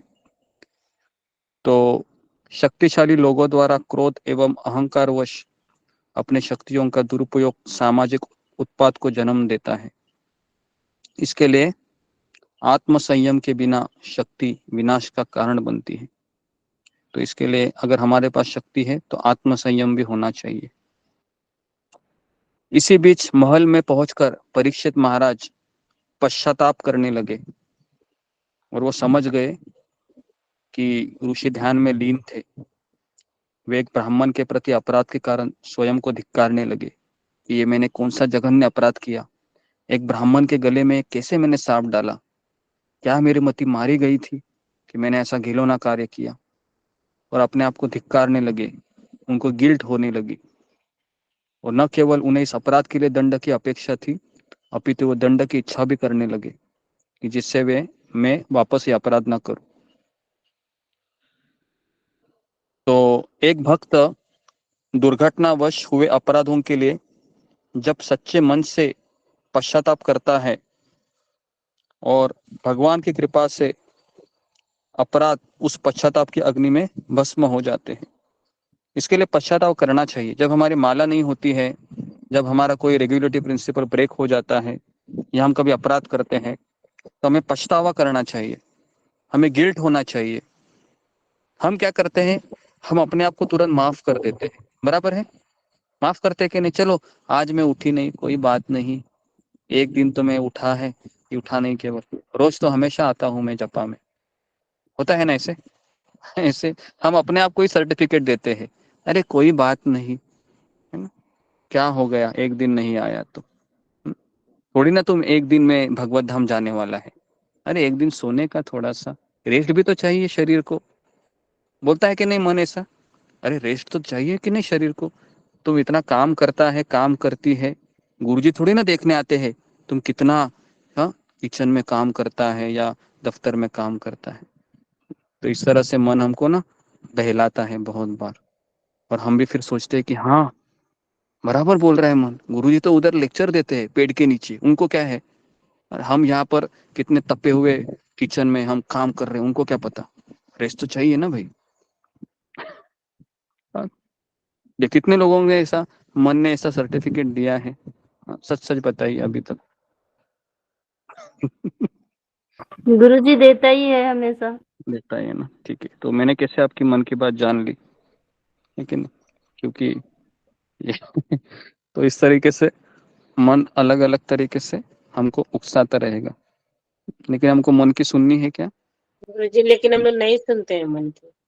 हाँ, अच्छा है ना, नहीं सुनते हैं वो अच्छा है, लेकिन अभी आपने बोला है ना, तो भगवान आपकी परीक्षा लेंगे अभी। ठीक है, ओके। तो इसके लिए हमें विनम्र होना चाहिए। हम कैसे, तो भगवान की कृपा से मैं नहीं सुन पा रहा हूँ, कृष्ण ऐसी कृपा बनाए रखना, है ना। ओके, तो इस तरीके से पश्चाताप करने लगे, और पश्चाताप कर ही रहे थे तो अचानक शमीक ऋषि का एक शिष्य था, उसका नाम था गौरमुख। क्या नाम था उसका? गौरमुख। ये महल में आ गया और उनका चेहरा गिरा हुआ था, और उन्होंने कहा मुझे राजा से मिलना है। राजा के समक्ष खड़ा हुआ और कहा कि आपको शाप दिया गया है, आने वाले 7 दिनों में आपकी मृत्यु हो जाएगी। तक्षक नाम का सर्प पक्षी आपको मार डालेगा। यह सुनकर परीक्षित महाराज को गुस्सा आया क्या? बिल्कुल नहीं, है ना। उन्होंने ये कहा क्या कि उस छोटे लड़के की ये हिम्मत, मुझे शाप देता है, ठहर अभी मैं भी शाप देता हूं उसको। तो देखो, परीक्षित राजा भी शाप दे सकते थे, वो राजर्षि थे, है ना, लेकिन उन्होंने शाप नहीं दिया। क्यों नहीं दिया? कौन बताएगा मुझे? परीक्षित राजा ने क्यों नहीं शाप दिया, हालांकि वो दे सकते थे? फिंगर को रेस कीजिए, बहुत इंपॉर्टेंट क्वेश्चन है हमारे लिए। जी, क्यों नहीं दिया? जी, ओके। ममता पाल माता जी।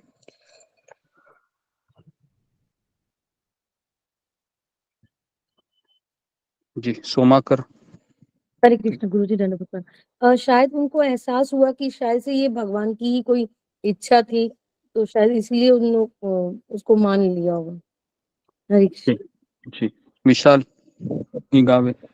हरे कृष्ण गुरु जी दंडवत प्रणाम। मुझे ऐसा लगता है कि परीक्षित महाराज यहाँ पे समझते होंगे कि ये मेरे लिए भगवान की कृपा है, इसलिए उन्होंने ओके बदले में उनको श्राप नहीं दिया। ओके जी। तो आप दोनों ने सही कहा है कि परीक्षित महाराज एक परिपक्व भक्त थे। उन्होंने इस शाप में छिपे हुए वरदान को देख लिया, क्योंकि भक्त के जीवन में हमेशा शाप वरदान जैसी सिचुएशन नहीं होती है, क्योंकि भक्त के लिए भगवान को भूल जाना ये क्या है? ये शाप है ना। और भगवान को याद रखना ये क्या है? ये वरदान है। वरदान है, वरदान। तो अभी आप सोचिए, अगर वो 7 दिन में अगर परीक्षित महाराज 24 घंटा कृष्ण को याद करना चाहते हैं, तो परीक्षित महाराज के लिए वो शाप था क्या? वरदान। शाप नहीं, वरदान। तो इसीलिए शक्तिशाली भक्त निजी लाभ के लिए अपनी शक्ति का प्रयोग नहीं करता है, अपितु उन्हें भगवान तथा उनके भक्तों की सेवा में समर्पित करता है। परीक्षित महाराज ने इससे अपने राजसी जीवन से निवृत्त होने का अवसर देखा और भगवान कृष्ण के चरण कमलों पर पूर्ण रूपेण समर्पित कर दिया, जो एक क्षण भर के लिए भी भूख प्यास को सहन नहीं कर सके। तो उन्होंने क्या निश्चय लिया? मैं आज से गंगा नदी के तट पर आमरण उपवास करूंगा। इस तरह से उन्होंने निश्चय किया, और जैसे ही निश्चय किया, ये ब्रेकिंग न्यूज पूरे 14 लोकों में घूमने लगी। तुरंत सारे ऋषि मुनि वहां पर पधारने लगे, है ना। और अचानक थोड़ा सा डिले होगा, क्षमा कीजिए मुझे, क्योंकि मुझे ये पहला स्कंद कवर करना है। तो अभी आखिरी सेक्शन पे हम एंट्री कर रहे हैं, एक ऐतिहासिक भेंट। तो करूँ क्या मैं? आपकी परमिशन है तो और 10 मिनट। जी जी, धन्यवाद। तो भगवान ने जिस परीक्षित की रक्षा उसके माता के गर्भ में की थी, उन्होंने ब्राह्मण के शाप से अब उनकी रक्षा नहीं की। इसके ऊपर हमने कल आपको बहुत बताया था। ऐसा इसलिए नहीं किया क्योंकि यह भगवान की योजना थी कि उनको शाप मिले। ये बहुत कठिन है। हाँ, क्या आप समझ नहीं पा रहे हैं कि जिसकी कोई गलती नहीं है, जिसकी कोई गलती नहीं है, उसको अगर शाप दिया गया हो और वो अगर एक पूरे संसार का राजा है, आप सोच सकते हो कि अगर आज नरेंद्र मोदी भी नहीं, अमेरिका का अगर पूरा जो व्हाइट हाउस में बैठता है ना, उसको अगर शाप दिया है ना कि 7 दिन में आपकी मृत्यु हो जाएगी, तो वो भी ये सब नहीं करेगा, वो तो अपना पूरा मिलिट्री लगाएगा, है ना। तो परीक्षित राजा है ना, इसको भगवान की योजना के रूप में स्वीकार किए और परीक्षित को भूख प्यास से व्याकुल करना यह कृष्ण की इच्छा थी, ताकि भागवतम का अवतरण करवाना चाहते थे। तो परीक्षित के द्वारा किया गया अपराध सामान्य लोगों के समान निकृष्ट स्वभाव का परिणाम नहीं था। उन्होंने बिना किसी शिकायत के भगवान की योजना में सहभागी बनते हुए केवल एक साधन का कार्य किया, ताकि भागवत प्रकट हो सके, जिससे परीक्षित महाराज भगवत धाम लौट गए। तो इसलिए हमारे कार्य क्या हम कर रहे हैं, हम कौन सी सेवा कर रहे हैं, ये ज्यादा महत्वपूर्ण नहीं है। हम सेवा करने के पीछे क्या भाव है, क्या मैं सेवा इसलिए कर रहा हूँ ताकि मेरे गुरु प्रसन्न हो, मेरे भक्त प्रसन्न हो, मेरे आसपास के भक्तों को संतुष्टि हो। अगर ये मेरा भाव है तो ये भाव गोलोक वृंदावन का है। नहीं तो अगर ये भाव है इस सेवा से मुझे लोगों को आकर्षित करना है, ताकि सारे भक्त समाज को ये पता चले कि मैं कितनी सुंदर भक्त हूँ, मैं कितना सुंदर भक्त हूँ, तो ये इसी संसार में रहने का भाव है। तो इसलिए कृष्ण की कृपा सदैव बाह्य दृष्टि से सुखद रूप में नहीं आती। $1 मिलियन ये लाइन है। कृष्ण की कृपा हमेशा बाह्य दृष्टि से सुखद रूप में नहीं आती, हमेशा ऐसी ही कृपा आती रहती है। तो इसलिए श्रद्धावान एवं समर्पित भक्त सदैव उनकी अचिंत्य योजनाओं में सहयोग देता है। उनको पता नहीं था, परीक्षित महाराज को यह भी पता नहीं था कि क्या होने वाला है मेरे साथ। थोड़ी ना परीक्षित महाराज को भगवान ने व्हाट्सएप मैसेज भेजा था कि देखो परीक्षित, अभी तुमको तैयार होना है ना, अभी तुमको शाप दिया जाएगा और सुखदेव गोस्वामी आएंगे, तुमको भागवत फिर सुनना है 7 दिन, और फिर मैं तुमको भगवत धाम ले जाऊंगा। ऐसा कोई व्हाट्सएप मैसेज आया था क्या शाप के पहले? ऐसा कुछ नहीं हुआ। तो कृष्ण के संरक्षण में पूर्ण विश्वास रखने वाले भक्त को जीवन की किसी भी परिस्थिति से भय नहीं होता। अभी ये बहुत ऊंची स्टेज है, लेकिन हम चाहते हैं कि एटलीस्ट हम इस स्तर पर नहीं है, लेकिन हमें इतना पता होना चाहिए कि भगवान के शुद्ध भक्तों का भाव क्या है। परीक्षित महाराज का उपवास को समाचार सुनकर नारद मुनि, व्यासदेव, अनेक महात्मा गंगा के तट पर एकत्र होने लगे।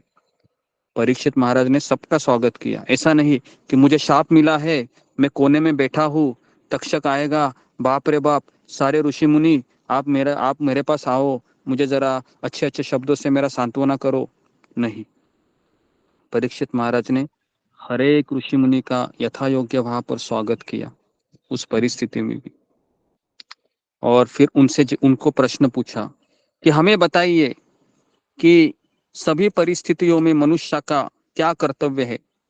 और दूसरा सवाल पूछा, मरने वाला व्यक्ति का क्या कर्तव्य है, जो भी मरने वाला है। तो भागवतम इन्हीं 2 प्रश्नों का उत्तर है। कौन से 2 सवाल का उत्तर है भागवतम? कि सारे परिस्थितियों में हमारा मुख्य कर्तव्य क्या है, और दूसरा, जो व्यक्ति मरने वाला है उस व्यक्ति का क्या कर्तव्य है। संपूर्ण भागवतम इन्हीं 2 ही प्रश्नों का उत्तर है। उसी क्षण भगवान की इच्छा से वहां पर किसका आगमन हुआ? राधा रानी के तोते सुखदेव गोस्वामी का आगमन है ना। और समस्त ऋषियों ने एवं परीक्षित महाराज ने उनका स्वागत किया। और सारे बच्चे हैं, सुखदेव गोस्वामी के ऊपर पत्थर मार रहे थे, उसके पूर्व सब उनकी हंसी मजाक उड़ा रहे थे, क्योंकि वो नंगे थे ना, एक भी वस्त्र नहीं पहना था। तो सबको लगा ये पागल है, तो सब उसको पत्थर मारते थे। हाँ, कोई उसको एकदम हीन हीन तरीके से उनके साथ व्यवहार करते थे, है ना। लेकिन सुखदेव गोस्वामी ने किसी बच्चे को डांटा नहीं, क्योंकि सुखदेव गोस्वामी मुक्त आत्मा थे। उनको पता था ये सब करके मैं अपने ही कर्म बढ़ाऊंगा, तो इसके लिए उन्होंने ये सारा कृपा के रूप में भी लिया। और वही सुखदेव गोस्वामी की प्रशंसा परीक्षित महाराज ने की, और अपने जीवन के इस महत्वपूर्ण मोड़ पर उनके आगमन को भगवान की विशेष कृपा के रूप में स्वीकार किया। और उन्होंने सुखदेव गोस्वामी से यही 2 प्रश्न पूछे, कृपया बताइए कि व्यक्ति का क्या सुनना चाहिए, क्या बोलना चाहिए, क्या स्मरण करना चाहिए, और किसकी आराधना करनी चाहिए, और उसे क्या नहीं करना चाहिए। सुखदेव गोस्वामी द्वारा इन प्रश्नों के उत्तर से दूसरे स्कंद का आरंभ होता है। तो यहाँ पर पहला स्कंद है वह समाप्त हो जाता है कि अभी परीक्षित राजा है, सुखदेव गोस्वामी से मुलाकात हुई है, और अभी कल से कथा शुरू होगी, जिसमें सबसे पहले सुखदेव गोस्वामी निराकारवाद, उसके बाद अष्टांग योग, शुद्ध भक्ति का पहला वर्णन करेंगे, और उसके बाद फिर सर्व कारणों के कारण श्री कृष्ण, है ना। दूसरा स्कंद थोड़ा टेक्निकल है, जिसमें गर्भोदक्षय विष्णु, कारणोदक्षय विष्णु, इसके बारे में डिटेल में बताया गया है। तो दूसरा स्कंद का मैं एक छोटा सा प्रसंग लूंगा जो हमारे लिए इम्पोर्टेंट है। तो इस तरीके से हर एक दिन में तीसरे स्कंद में से विदुर और मैत्रेय मुनि का कोई प्रसंग जो हमें शिक्षावर्धक हो वो मैं लूंगा, है ना। चौथे स्कंद में फिर और कोई कथा आती है। 5वें स्कंद में ब्रह्मांड किस तरह से निर्माण हुआ, किस तरह से ये जो जम्बूद्वीप, उसके बाद पूरा जो भूमंडल है ना, किस तरह से निर्माण हुआ। 6ठे श्लोक में अजामिल की स्टोरी आएगी। 7वें स्कंद में प्रहलाद महाराज की कथा आएंगी। 8वें स्कंद में गजेंद्र मोक्ष की हम कथा करेंगे। 9वें स्कंद में समुद्र मंथन की कथा आएंगी। 10वें स्कंद में हम वृंदावन लीला, जी राम जी का भी आएगा। 10वें स्कंद में हम कृष्ण लीला। 11वें स्कंद में फिर वह जो अवधूत ब्राह्मण की कथा आएगी। और 12वें स्कंद में कलयुग के लक्षणों का वर्णन, भविष्यवाणी आएगी।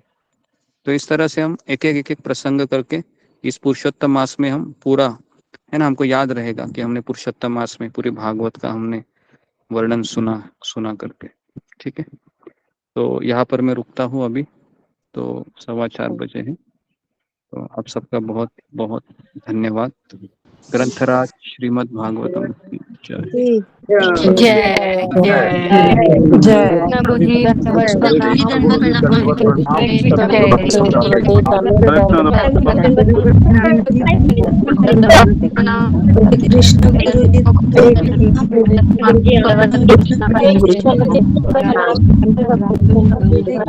सारे हरे कृष्णा सभी भक्तों प्रणाम।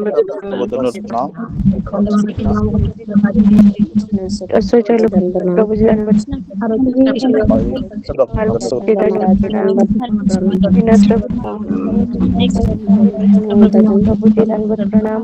हरे कृष्ण प्रथमा माता जी अंजना माता जी दंडवत प्रणाम। हरे कृष्ण सुधा महाराज जी दंडवत प्रणाम।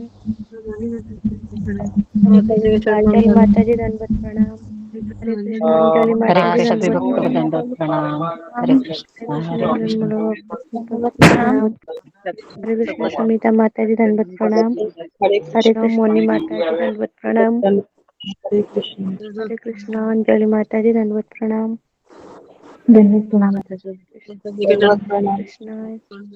हरे कृष्ण मंजू माता जी दंडवत प्रणाम। सुश्री माता जी दंडवत प्रणाम। हरे कृष्ण सभी भक्तों का माता शीला माता जी दंडवत प्रणाम। हरे कृष्ण सभी भक्तों का दंडवत प्रणाम। हरे कृष्ण कृष्ण कृष्ण हरे राम राम राम राम हरे कृष्णा राम राम हरे दंडवत प्रणाम माता धन्यवाद। प्रणाम हरे कृष्ण हरे कृष्ण। सभी से मिलके अच्छा लगता है।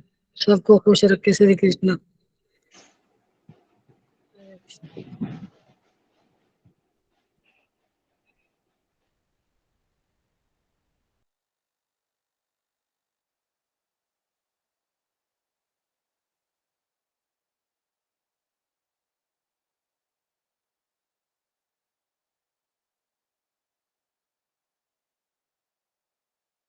सभी भक्तों को दंडवत प्रणाम।